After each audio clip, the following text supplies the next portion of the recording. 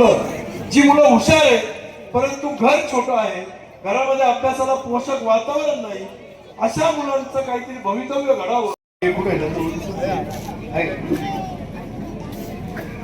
दिलावर भाई आता, शीतलजी लोंढे, प्रकाशजी दुशिंग, निखिलजी डांगे आणि या भागाच्या उमेदवार विजयाताई मिलनाथ आंग्रे जरा उभं राहा. सगळे टाळ्या. गेल्या 2 तारखेला कोपरगाव शहराचा महाराष्ट्रात म्हणजे जवळपास 25 नगरपालिका थांबल्या आणि अनेक नगरपालिकेचे इलेक्शन झालेले आहे. कोपरगाव शहरामध्ये 2 तारखेला आपण सर्व मोकळे झालो असतो, मतदान झालं असतं, जो तो तिकडे कामाला लागला असता, नगरपालिका सुद्धा कर्मचारी वगैरे सगळे नगरसेवक कामधंद्याला लागले असते. पण जाणून बुजून ज्या ज्या ठिकाणी त्यांना असं वाटलं की ज्या ज्या ठिकाणी आपलं शीट पाडणार आहे, आपले सर्व शीट पाडणार आहे, त्या ठिकाणी या भारतीय जनता पार्टीने कुठेतरी खोडसाळपणा करून इलेक्शन पुढे ढकललेले आहे.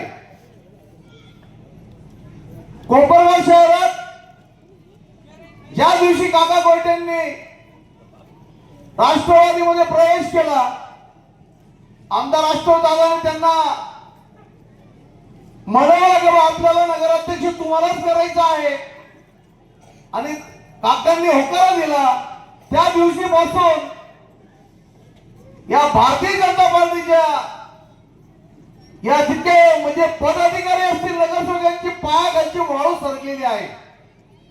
हे काहीतरी परतवत फिरत आहे, काहीतरी वाद विवाद करण्याच्या मागे आहे.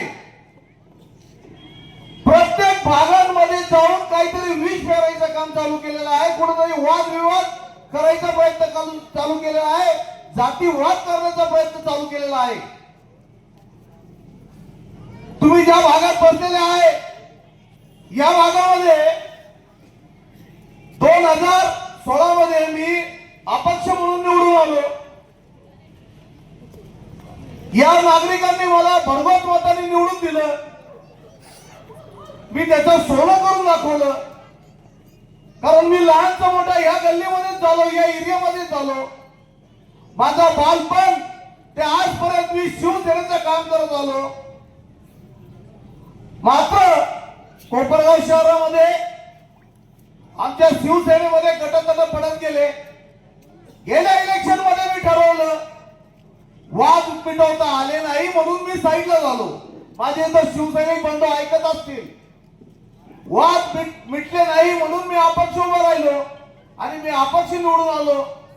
आणि या परिसरामध्ये आज जे 4300 मतदार आहे, इंदोर गे वाल ते दत्तनगर पर्यंत इकडे एनजी विद्यालयापर्यंत आपला वार्ड आहे. या वार्डात एकही महिलांनी किंवा एकही पुरुषाने सांगावं का महमूद सय्यद आमच्या गल्लीत आला नाही, आमच्या भागात आला नाही. आणि मला चॅलेंज करेल मी, ताई या वार्ड नंबर 12 मध्ये एक ठिकाणी काम दाखवा आणि बक्षीस मिळवा. 3 रस्ते राहिलेले आहे, ते आमदार निधीतले आहे. नगरपालिकेची आर्थिक अडचण असल्यामुळं ते काम मोठे आहे. शेजारचाच रस्ता गांधी पुतळा समोरचा रस्ता राहिला, त्यापुढे अंबिका मेडिकलचं दत्तनगर रोड राहिलं आणि या इथं आपल्या समोसे पाटलाच्या घरापासून मारुती मंदिरापासून तर तिवारी मामा घरापर्यंत राहिलेले. आणि त्याची तुम्हाला आनंदाने सांगतो, त्याची आमदार राष्ट्रवादी दादाकडून ऑर्डर देखील झालेली आहे, काम देखील झालेलं आहे, म्हणजे चालू होण्याच्या मागे आहे. आणि आपण ज्या ठिकाणी बसलो या ठिकाणी दोन्ही बाजूंच्या नाल्या, या दोन्ही बाजूंच्या नाल्या राहिलेल्या आहे. मी म्हणजे विरोधक म्हणतील तर तुम्ही ज्या ठिकाणी सभा घेतली तिथल्या 2 नाल्या राहिलेल्या आहे. ताई या भागात ओपन नाल्या दाखवा आणि बक्षीस मिळवा, अशा आपण म्हणजे विरोधकांना पैन देऊन सांगू किंवा तुम्ही काम दाखवा. कारण ज्या दिवशी मी निवडून आलो तेव्हापासून आजपर्यंत 10 वर्ष झालेले आहे. नगरसेवक 5 वर्षाचा असतो. माझे 5 वर्ष 2021 मध्ये संपले. मी कधीच हे मान्य केलं नाही की माझे 5 वर्ष संपले म्हणून. मी एकाही महिलेला एकाही बंधूला सांगितलं नाही की मी नगरसेवक राहिलो नाही. रहिवाशी दाखले असतील, गटरीचं काम असेल, डुक्कर मेला, कुत्र मेलं, दिवसभर दिवसातून 2 फोन येतात तर मी फोनची वाट पाहत असतो का कोणीतरी मला काम सांगावा, कोणाचा तरी फोन यावा आणि मी ताबडतोब तिथं हजर होत आहे. माझी ही काम करायची पद्धत या नागरिकांना आवडलेली आहे. ते मला डायरेक्ट म्हणतात, तुझे 5 वर्ष संपले किंवा नाही संपले आम्हाला काही घेणं नाही, तूच आमचा नगरसेवक आहे. या नागरिकांनी मला गेले 5 वर्ष अजून 5 वर्ष दिले आणि मला कागदोपत्री नाही मात्र प्रेमाने मला नगरसेवकच मानतात. दुसरे, या भागात पूर्वी पाण्याची जी कंडिशन होती, पाणी करण्यासारखं पाणी यायचं, मोटर लावून देखील पाणी यायचं नाही ताई. या भागामध्ये खड्डे घेऊन पाणी भरावं लागत होतं आम्हाला. आमदार आशुतोष दादा काळे यांनी सेंट्रल गव्हर्नमेंट पासून एक मोठी स्कीम आणली आणि या गल्ल्यांमध्ये आपण पाईपलाईन करून घेतली. त्या पाईपलाईन मध्ये प्रत्येक गल्लीला वेगवेगळे कनेक्शन करून बदबूच मारून प्रत्येक गल्लीला इतकं पाणी जोरात येतं की दुसऱ्या मजल्यावर पाणी जातं. येतं का नाही पाणी जोरात? प्रत्येक गल्ल्यांमध्ये प्युअर ब्लॉक, प्रत्येक गल्ल्यामध्ये तुमचे अंडरग्राउंड गटारी, लाईटचे खांब असतील, लाईट असेल. मी कुठेही थांबलो नाही. मला निरोप आलं का हजर होतो असं माझं प्रत्येक माझ्या माता भगिनींचं म्हणणं आहे. आणि मला काही लोक इथं माग सभा झाली, त्या सभेत येऊन सांगतात का महमूद भाई आता तुमचं वय झालं, आता तुम्ही थांबून घेऊ, तुम्ही माझ्यासंग इथून चौकापर्यंत पळून दाखवा. जे माझ्या शेजारचे उमेदवार आहे ना त्यांनी माझ्यासंग पळून दाखवा. 50-60 वर्ष म्हणजे लई झाले का? तर त्यांना मला एक सांगायचं आहे का तुम्हाला जर इलेक्शन मध्ये उभं राहायचं असेल, तुम्हाला जर ना जनतेसमोर जावं लागतं, लोकांच्या दुःखात सुखात मत माती काय असेल, एखादी दुर्घटना झाली, काही दुःख सुख झालं असेल तर तुम्ही 5-10 वर्ष लोकांना वेळ द्या, नंतरच उमेदवारी किंवा नगरसेवक व्हायचे स्वप्न बघा. तुम्ही आता ताई आता काय झाले, आता दुःख असो सुख असो असे घराचे घर येऊ राहिले. 50 लोक आता जितके उमेदवार सगळे मोठे दिसून राहिले, दहाव्याला दिसून राहिले, बड्डे म्हणून राहिले, काहीचे काही करून राहिले. वाघाईची जी सभा झाली त्या सभेमध्ये एक आमचा काय त्याला काय म्हणणार आता तो इथं भाजपची सभा स्वतः कशात येतो, कोणती पार्टी ती एकनाथ सेनेची काय शिंदे सेना, ते शिंदे सेनेचा कार्यकर्ता आणि भाजपच्या सभेत येऊन भाषण करतो महमूद भाईला थांबवा.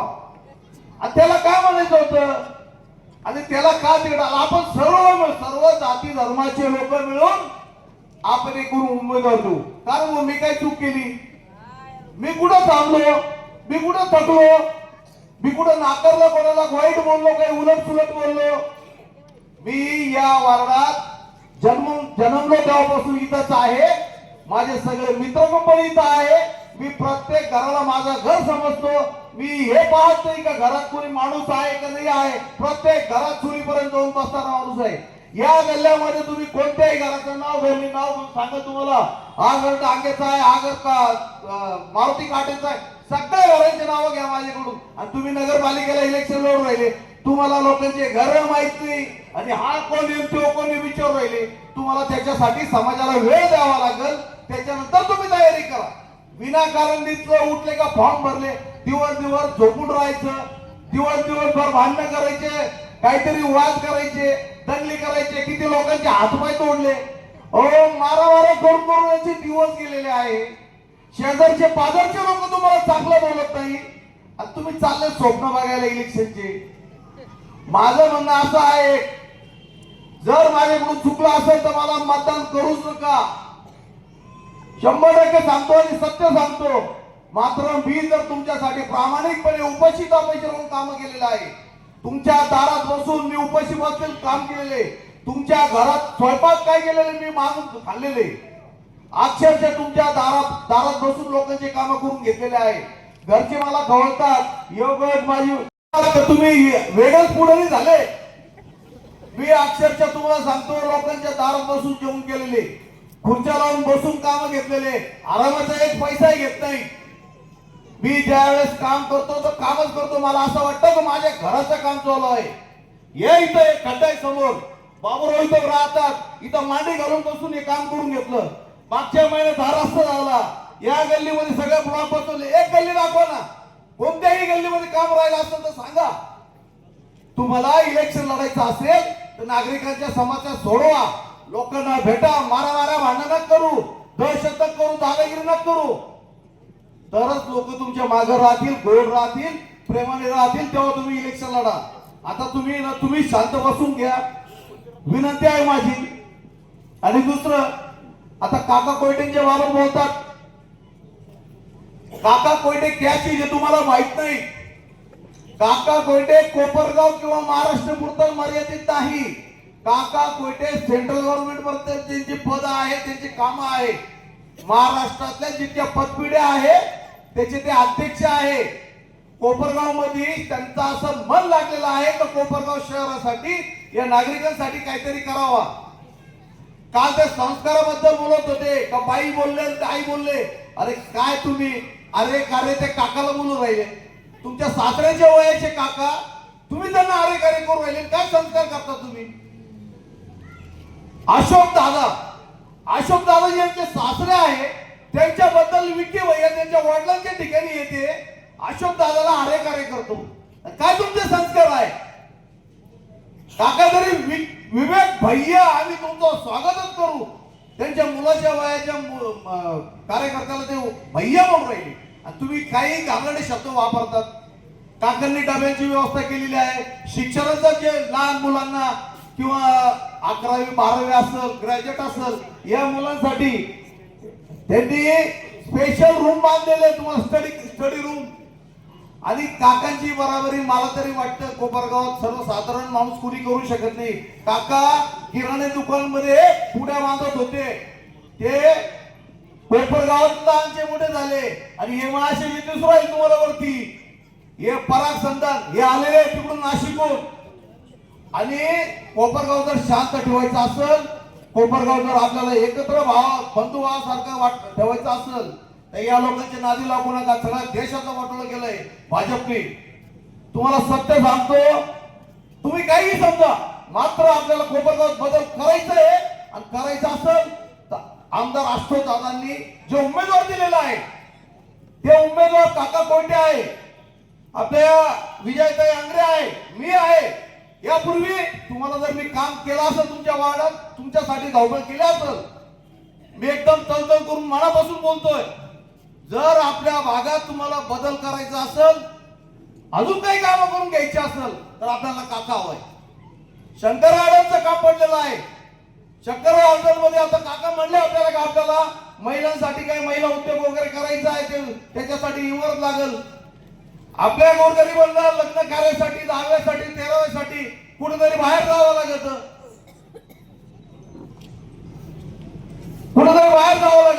त्याच्यासाठी आपलं शंकर गार्डनचं दादांना मी काल सांगितलं, दादा मला 50 लाख रुपयाचा तिथं निधी पाहिजे या शंकर गार्डन मध्ये. त्या शंकर गार्डन मध्ये दादाने म्हणले काय 50 म्हणता, 1 कोटी रुपये देतो म्हणे. अहो तिथं काय एकदम सुजलाम सुफलाम आपला बगीचा पण होऊन जाईल, शंकरांना गांगाराच्या नावाने गार्डन पण होऊन जाईल आणि तिथं आपल्याला सांस्कृतिक भवन देखील होऊन जाईल. तर माझी एवढी विनंती आहे का तुम्ही येत्या 20 तारखेला मतदान करताना न चुकता आपल्या घरी भरपूर लोक येतील, काहीतरी उलट सुलट बोलतील, सभा घेतील, पण मतदान करताना आपल्याला फक्त ज्या ठिकाणी आपल्याला घड्याळ दिसेल त्या ठिकाणी मतदान करा. तुम्हाला 3 मतदान करायचा अधिकार आहे. तिन्ही घड्याळ दाबा आणि आम्हाला दोघांना आणि आमचे काका कोयटे यांना निवडून द्या आणि आमदार आशुतोष काळेचे हात बळकट करा. एवढं बोलतो आणि थांबतो. जय हिंद, जय महाराष्ट्र. सोडलेलं नव्हतं. 8 दिवसापूर्वी मी या ठिकाणी प्रचाराला येत असताना महादेव मंदिरामध्ये 40-50 बाया थांबल्या होत्या मारुती मंदिरामध्ये. मी त्यांना विचारलं कशा करता थांबल्या, माझ्यावर प्रचाराला यायचं आहे का? नाही म्हणे आम्ही तुमचा प्रचार करतो आहोत, तुम्हाला आशीर्वाद देण्याकरता आलेलो आहोत. कशा करता आशीर्वाद? ते म्हणे तुमच्या संतांच्या वतीनं आम्हाला दररोज जेवणाचे डबे घरपोच होतात, जेवणाचे डबे घरपोच होतात. मला आत्ता समजलं की विरोधी पक्षांनी त्या ठिकाणी सांगितलं अन्नदान तोंडावर काढू नये. मी आतापर्यंत कधीही काढलेलं नाही. 7 वर्षात कोणाला डबे जातात हे मला माहीत नाही, परंतु निवडणुकीमध्ये त्या बाया बापड्या जर मला आशीर्वाद द्यायला आलेल्या असतील त्यांचा आशीर्वाद मी का घेऊ नये? अरे यांना कॉम्पिटिशन करायची, त्यांनी अशी कॉम्पिटिशन करावी, काका तुम्ही 300 डबे वाटतात ना, आम्ही 1000 डबे वाटू, अशा प्रकारची कॉम्पिटिशन करा. त्याच्या उलट मी त्यांनी एक पुस्तक छापलेलं पाहिलं आता. त्या पुस्तकाचं नाव काय? झटपट डबा. स्वयंपाक कसा करायचा याचं वर्णन त्याच्यामध्ये दिलेलं आहे, रेसिपी दिलेली आहे. अरे आमच्या महिलांना तुम्ही स्वयंपाक शिकवणार? त्या महिला काय आमच्या एवढ्या अडाणी आहेत का? या महिला एवढ्या हुशार आहेत, एवढ्या सुग्रस आहेत. मी काल खडकी भागामध्ये गेलो होतो. त्या खडकी भागामध्ये मी बघितलं एक महिला पुण्यामध्ये जाऊन मिरचीचा ठेसा विकते. ठेसा शहरातल्या लोकांना एवढा आवडतो पण त्यांना करता येत नाही. मी त्या महिलेला सांगितलं तू ठेसा तयार कर, याला चांगलं पॅकिंग मी करील, त्याचं ब्रँडिंग करील मी. त्या ब्रँडिंग केल्याशिवाय कोणचा माल विकत नाही. पापड आपण खातो, सगळ्यात जास्त भारतात पापड कोणचे विकतात? लिज्जत पापड. तर त्याला एक नाव दिलेलं आहे. त्या महिलेला मी म्हटलं तुझ्या ठेस्याला मी नाव देईल खडकी ठेसा. तो ठेसा आपण मुंबई पुण्यामध्ये विकू, त्याच्यामधून तुला जास्त नफा मिळेल. मी काल सुभाषनगर मध्ये गेलो होतो. सुभाषनगर मधल्या महिला म्हटल्या आमच्या हाताला काहीतरी काम द्या. म्हटलं तुम्ही सध्या काही काम करतात का? ते म्हणे करतो. काही महिला म्हटल्या, भुई गल्लीत मी गेलो होतो, त्या महिला म्हटलं आम्ही फुटाणे तयार करतो. म्हटलं मला टपुरे फुटाणे पाहिजे. शहरातल्या लोकांना टपुरे फुटाणे लागतात, टपुरे शेंगदाणे लागतात. ते म्हणे टपुरा हरभरा आमच्याकडे मिळत नाही, तो टपुरा हरभरा मी आणून देईल. काही महिला म्हटल्या आम्ही पेटीकोट तयार करतो. म्हटलं किती पेटीकोट तयार करता रोज? त्या महिला म्हटल्या आम्ही 4 ते 5 पेटीकोट तयार करतो. कापड कुठून आणता? कोपरावतूनच घेतो म्हटले. ठाकरावता असं काहीतरी दुकानदाराचं नाव सांगितलं. म्हटलं काय मीटर घेता? ते म्हणजे आम्ही 32 रुपये मीटर घेतो. म्हणजे एक पेटीकोट तयार करायला जर 2 मीटर कापड लागलं तर पेटीकोट केवढ्याला तयार झाला? 32 दुनी 64, 5-6 रुपयाचा दोरा बेरा, 70 रुपयाला पेटीकोट तयार झाला. त्यामुळे व्यक्ती कितीला विकता? त्यामुळे आम्ही 90 रुपयाला विकतो. 20 रुपये आम्हाला एका पेटीकोट मागे मिळतात. म्हटलं हा तुम्हाला कमीत कमी भावात कसा मिळेल याची जबाबदारी तुम्ही माझ्यावर सोपवा. मी त्या दुकानदाराला फोन लावला, कारण आपल्याला कोपरावतच खरेदी करायची. त्या दुकानदाराला म्हटलं मी तू यंदा पेटीकोटचं कापड 32 रुपये मीटर देतो, मला तू एकूण 1000 मीटर कापड पाहिजे. तो 1000 मीटर पाहिजे तर मी 30 रुपये देईल. म्हटलं मला 2000 मीटर पाहिजे, तो मी 28 रुपये देईल. म्हटलं मला 5000 मीटर पाहिजे, तो मी 22 रुपये देईल. 22 रुपयांनी 2 मीटर कापड पेटीकोटला लागलं. म्हणजे किती पैसे झाले? 22 दुनी 44, सुई दोरा मिळून 5-6 रुपये. म्हणजे तो 70 रुपयाचा पेटीकोट केवढ्याला पडला? 50 रुपयाला. आणि ते मी विकल केवढ्याला? शहरात मी चौकशी केली, होलसेलमध्ये ते 120 रुपयाला खरेदी करायला तयार आहे. मी 90 रुपयांनी मी घेतलेला पेटीकोट केवढ्याला विकल? 120 रुपयाला. म्हणजे मला किती मिळाले? 30 रुपये. ते 30 रुपये सुद्धा मी नफा माझ्या खिशात ठेवणार नाही. तुमच्या सगळ्या महिलांची एक सहकारी संस्था मी काढून देणार आहे. तिथे चेअरमन आहे तुम्हीच, तिथे डायरेक्टर आहे तुम्हीच. तो 30 रुपयाचा मिळालेला नफा सुद्धा तुमच्यामध्ये वाटला जाणार आहे. म्हणजे तुम्हाला एका पेटीकोट मध्ये मिळाले किती? 30 आणि 30 70 रुपये तुम्हाला एका पेटीकोट मध्ये मिळाले. 70 रुपयाला तयार होणाऱ्या पेटीकोट मध्ये जर 70 रुपये तुम्हाला मिळाले तर अशा प्रकारचा व्यवसाय तुम्ही करणार का? लाडक्या बहिणी किती आहेत? हात वर करा बरं. वा वा वा. या लाडक्या बहिणींना तुम्हाला दर महिन्याला 1500 रुपये कोण पाठवतो माहिती आहे का? तुमचा लाडका दादा आशुतोष दादा आणि मोठा भाऊ अजित दादा. जे अजित दादा महाराष्ट्राचे उपमुख्यमंत्री आहेत. महाराष्ट्रातल्या तिजोरीच्या चाव्या अजित दादाच्या हातात आहे. तो तुमचा दादा दर महिन्याला तिजोरी उघडतो मग तुम्हाला महिन्याला 1500 रुपये पाठवतो. तुम्हाला आज एक वेगळं सांगणार आहे, तुम्हाला पटतं का नाही बघा. मी तुम्हाला सांगणार आहे, हे लाडक्या बहिणीचं मिळालेलं अनुदान तुम्ही तुमच्या घर खर्चाकरता खर्च करू नका. ते तुमच्या म्हातारपणात आजारपणाकरता शिल्लक ठेवा, बँकेतच ठेवा, सासू सासऱ्यांच्या आजारपणाकरता ठेवा, लेकी बळींच्या लग्नाकरता ठेवा, लेकी बळींच्या शिक्षणाकरता ठेवा. मग तुम्ही म्हणाल आम्हाला घर खर्चाला काय, लाडका दादा तुम्हाला अनुदान पाठवतो दर महिन्याला. तुमच्या घर खर्चाची सोय हा तुमचा लाडका काका करून देणार आहे. कशी करून देणार आहे, आम्हाला चालू करायचं आहे. ते आशुतोष दादांच्या माध्यमातून शासनाच्या निधीतून ते बांधून तुम्ही दिलं पाहिजे. याकरता आमचा वशिला, या महिलांचा वशिला तुम्ही दादांकडे लावा, या महिलांचा वशिला लावा. म्हणजे लाडकी बहीण सुद्धा आली बघा तुमच्याकरता मदत करायला. तेव्हा असे बहीण भाऊ आणि हा तुमचा लाडका काका तुमच्या मदतीला येणार आहे. त्याकरता या लाडक्या दादाचे जे काही 2 उमेदवार तुमच्या प्रभागामध्ये उभे आहेत, त्या प्रभागातल्या उमेदवारांना सुद्धा निवडून द्या. आणि हा तुमचा लाडका काका आलाय, या लाडक्या काकाला सुद्धा तुम्ही निवडून द्या. तेव्हा देणार ना निवडून, हात वर करा, निवडून देणार. धन्यवाद धन्यवाद धन्यवाद.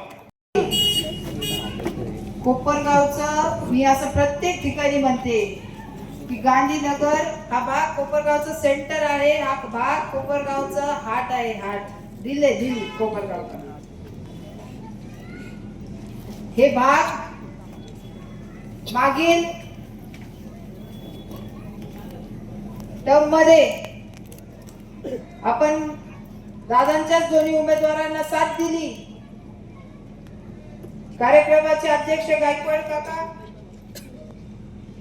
आणि मागील जे आपल्या इथे नगरसेवक होत्या, वर्षाताई गंगुले असतील, मेहमूदबाई असतील, त्यांच्या सोबतीने काम करायला डांगे काका नेहमीच काळे परिवाराच्या काही गोष्टी असू सगळ्यात पुढे ते असतात. आणि त्याचबरोबर अश्विनीताई घेणे असतील, शीतलताई लोंढे असतील, या दोघीही माझ्या बरोबर राष्ट्रवादीमध्ये काम करत असताना गेल्या 5 वर्षामध्ये नाही, गेल्या 10 वर्षामध्ये या सगळ्या जणी खूप ताकदीने सगळ्या महिलांचे प्रश्न सोडवण्यासाठी हे सगळेजण काम करत आहे. त्याचबरोबर दिलवारबाई असतील, प्रकाशजी दुशिंग साहेब असतील, निखिलजी डांगे असतील, हेही राष्ट्रवादीचे युवकचे पदाधिकारी आहेत, खरं तर अध्यक्ष आहेत युवकचे. तर पुढे या तुम्ही. तर त्याचबरोबर खरं तर ग्रामीणचेही ते सर्वजण सर्व पदाधिकारी मोठे मोठे आहेत, खरं तर ते डायरेक्टर वगैरे आहेत, एवढे मोठे लोक सगळे इथं उपस्थित आहेत. आणि आपले सर्व मानकरी जे आहेत, जे गांधीनगर जे आपण म्हणतोय, जे जर मी सगळे म्हणते की दिल आहे, ते दिल धडकते तर फक्त तुमच्यासाठी, तर तुमच्यासाठी टाळ्या वाजवायचे. बरोबर आहे. आपण सर्व महिला गेल्या 2 तासापासून जी वाट बघताय किंवा आपण बसलेलो आहोत, आपण एवढ्या लोकांच्या सगळ्या गोष्टी ऐकल्या, पण एकच लक्षात ठेवायचं आहे ताई, की हे जे काय पुस्तक आज आपल्या समोर दिसतंय, हे आपल्याला घर टू घर मिळालं असेल. यामध्ये फक्त गांधीनगर मध्ये झालेले काम, फक्त गांधीनगर मध्ये झालेले काम, या गेल्या 5 वर्षामध्ये, 7 वर्षामध्ये जे झालेले, 10 वर्षामध्ये जे झालेले काम आहे, ते काम फक्त इथे दिलेले आहे. आणि ते काम बघा केवढे आहे. या पुस्तकाला 4 पानं आहे, एवढे काम आहे. मला एक सांगा, आणि गावात प्रत्येक ठिकाणी अशी कॉर्नर सभा होती, प्रत्येक ठिकाणी उदाहरण देतो की गांधीनगरचा भाग जाऊन बघा, प्रत्येक गल्या गल्यामध्ये रस्ते झालेले आहे, पेवर ब्लॉक बसलेले आहे, बंदिस्त गटारी झालेले आहे. झाले का नाही? मला तोही काय आठवतो की तुम्हीच महिला म्हणायचे, ओ ताई चला चला, जाऊ दे सभा, चला माझ्यासोबत, आधी माझ्या घरासमोरचा रस्ता पा. होत्या ना आपल्यातल्याच महिला होत्या ना, बरोबर आहे का नाही? पाऊस आला तर चिखल व्हायचा, मुलांना शाळेत जायचं तर कसं जायचं, तर चिखलातून जायचं. इथेच आपल्या जवळच शाळा आहे, आपलं मतदान इथंच आहे, बरोबर आहे. माझी आपल्याला विनंती आहे 6 नंबर मध्ये पण आहे, काही जणांचं इकडे असेल, काही जणांचं तिकडे असेल, सगळ्यांच्या इकडेच आहे का? आपल्याला आपलं मतदान कुठे आहे, आपलं मतदान कसं करायचं आहे ते सगळं हे सगळे जण तुमच्या घरी घरी येऊन सांगितलं असेल. माझी आपल्याला विनंती आहे की आपण सगळ्यांनी कामं डोळ्यासमोर ठेवून आज ज्या रस्त्यावर ही सभा होऊ राहिली, हा रस्ता पण आपण लक्षात घ्या. आनंद होतोय मला या रस्त्यावरती सभा घेताना, की हा रस्ता देखील आपण आपल्याच काळामध्ये केलेला आहे. एवढे कामं जर आपल्या भागात झालेले आहे, मला एक सांगा, जनसामान्य व्यक्तीला काय पाहिजे? महिला आहेत आमच्या, महिला तुम्हाला काय पाहिजे? काम पाहिजे का बाकी काय पाहिजे? काम ना. त्याच्यामुळे छोटे मुलं आहेत, छोट्या मुलांचं भवितव्यासाठी आपल्याला आपले काम करून घ्यायचे. पुढची पिढी ही चांगली जगली पाहिजे, यासाठी आपण आपल्या अक्षरशः कोपरगाव मध्ये जुने प्रश्न म्हणजे काय होते? रस्ते, गटारी, पाणी, लाईट. आज मला सांगा, या भागात कोणता एक प्रश्न राहिलाय का यामध्ये? दादांच्या विचाराचे लोक दिले तर नक्कीच सगळे जे काय थोडेफार 2-3 कामं राहिले असतील, पण तेही काम पूर्णच करणार आहे. कोण पूर्ण करणार आहे? जो माणूस काम करतो तोच काम पूर्ण करणार आहे. हेच दोघं जे आहेत, आंग्रेताई असतील, मेहमूदबाई असतील, आज आपले दोघं कॅन्डिडेट आहे. वरती नगराध्यक्ष पदासाठी काका आहे. काकांनी त्यांचे विचार तुमच्या बरोबर मांडले. काकांनी सांगितलं की आम्हाला महिलांना बसून घरी बसून काम द्यायचे. आता पास कोपरगाव कितपर्यंत आलंय, तेवढ्या विचारापर्यंत आलंय. त्याचं कारण आहे की आपले हे बाकीचे काम झाले म्हणून आता आपण पुढचा विचार करतोय. नाही तर याच्या अगोदर फक्त तेच पाणी 20-20 दिवसांनी पाणी येतं, आमचे मुलं आजारी पडतात, आमच्या मुलांना डेंग्यू होतं, घरच्या लोकांना डेंग्यू होतं. त्याच्यामुळे सगळे आजारी पडतायत. पाणी 20-20 दिवसांनी येतंय, बरोबर आहे. आज ते प्रश्न आहेत का? आपल्याला किती दिवसात पाणी येतं? आता 4 दिवसांनी पाणी येतं ना.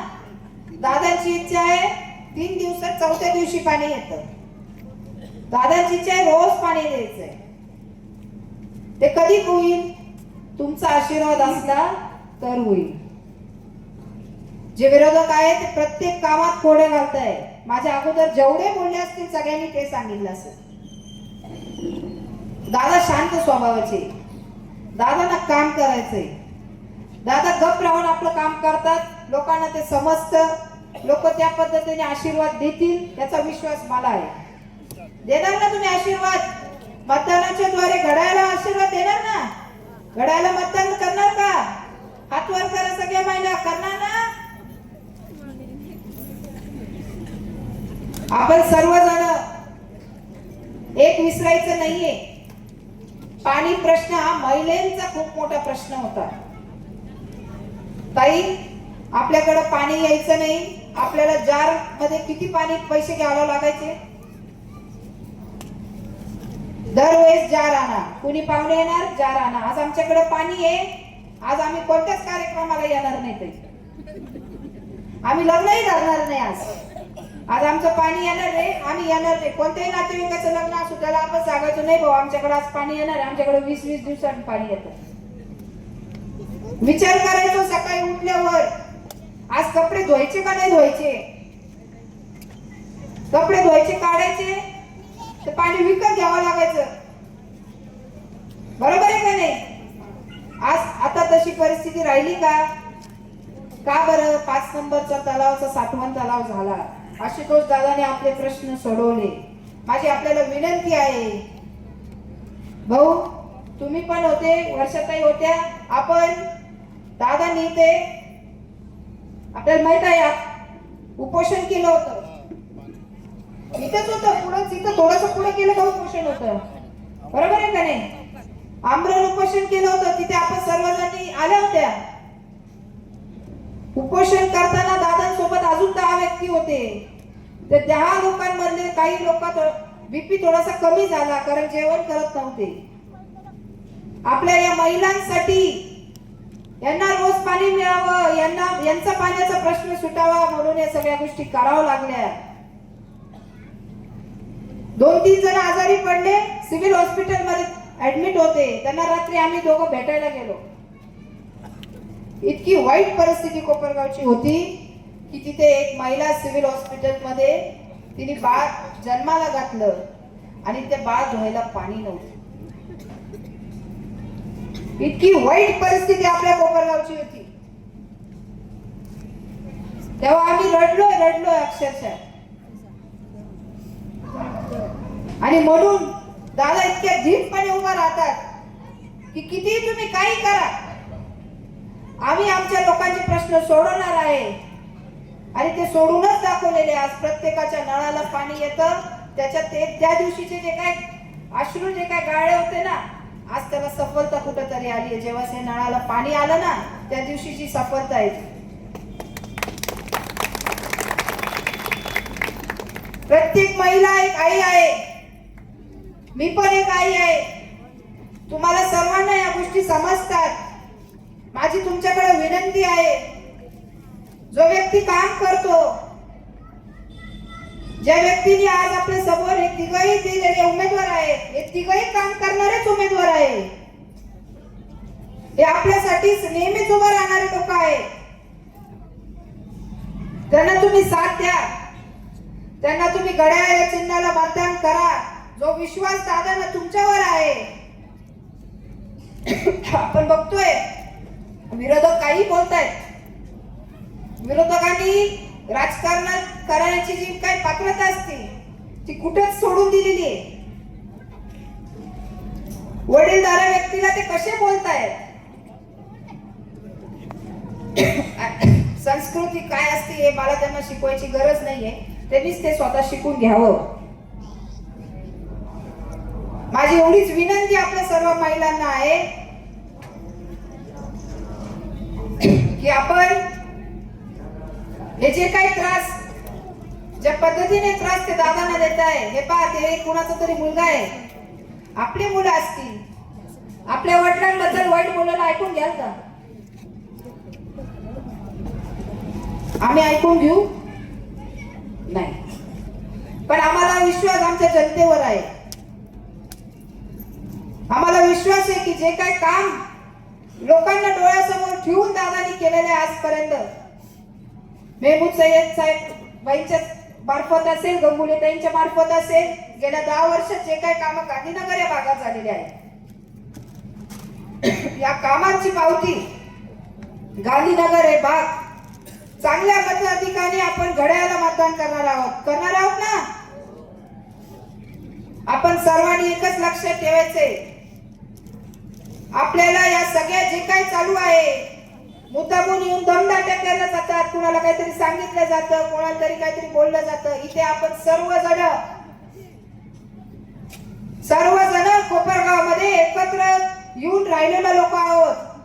इथं कधी कुणी जाती धर्म केलेला नाहीये. म्हणून गांधीनगर या भागामध्ये प्रत्येकाने हे समजून घ्यायचं आहे की आपण सगळेजण एकमेकाच्या ज्यावेळेस हे पहा, राजकारण हे 2 दिवसाचं, 5 दिवसाचं, 10 दिवसाचं, 15 दिवसाचं असेल, त्याच्यानंतर आपणच एकमेकाला धावतो. कुणी आजारी पडलं, कोणाला काय झालं, आपण बघतो का काय? आपण विचारतो का डॉक्टर कोणत्या जातीचा आहे? आपण काय करतो? आपण जातो, आपण तिथे मला फक्त मदत करा. आपल्या आजूबाजूचे लोक असतील, आपण त्यावेळेस विचार करतो का? नाही, हे माझे लोक आहे, हे आपले लोक आहे, आपण यांच्यामध्ये राहिलेलो आहे, आपण यांच्यामध्ये मोठं झालेलो आहोत ना सगळे. एकमेकांना कोण येणार आहे? तुम्हीच सगळे येणार आहे. गांधीनगर भाग जर हा मी सांगितलं कोपरगावचं जर खरंच हे हार्ट असेल, हे जर दिल असेल, तर यांनी एकत्र धडकायचंय. काय? एकत्र, वेगवेगळं नाही, एकत्र. आपल्याला एकत्र यायचंय, आपल्याला एकत्र विकास करायचाय, आपल्याला एकत्र कोपरगावला पुढे न्यायचंय.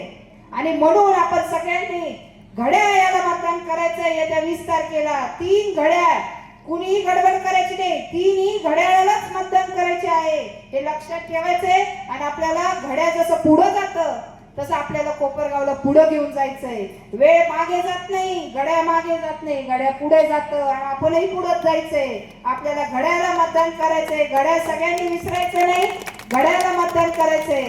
आणि माझं भाषण थोडस लांबलं, परंतु खर तर 2 दिवसापूर्वी आपल्यातल्या मंगलताई आपल्याला सोडून गेल्या. त्यांनाही आपण खर तर सभेच्या सुरुवातीलाच भावपूर्ण श्रद्धांजली दिली असावी. माझ्यातर्फे, काळे कुटुंबाच्या तर्फे, पूर्ण राष्ट्रवादीच्या सगळ्यांच्या तर्फे, इथेच शेजारी राहायचे, आज त्यांच्याच तिथे आपली कॉर्नर सभा होतीये, तर आपण सर्वजण ही मीटिंग संपवत असताना 2 मिनिटं फक्त उभा राहायचंय त्यांच्यासाठी.